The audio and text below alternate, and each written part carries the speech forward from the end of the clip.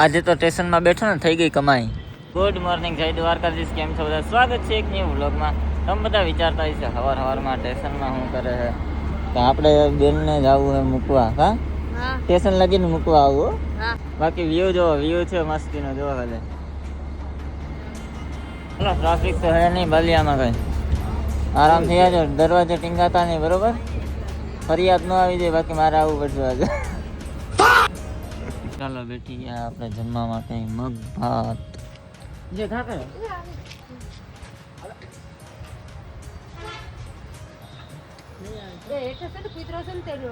બીક લાગે. અરે યાર ધીમી હકાવાય દાદા, આમ ન હોય. જો ગાઈસ ધ્યાન રાખે ડ્રાઇવિંગ કરવામાં. હમણાં આવીએ રિક્ષામાં ભાઈ.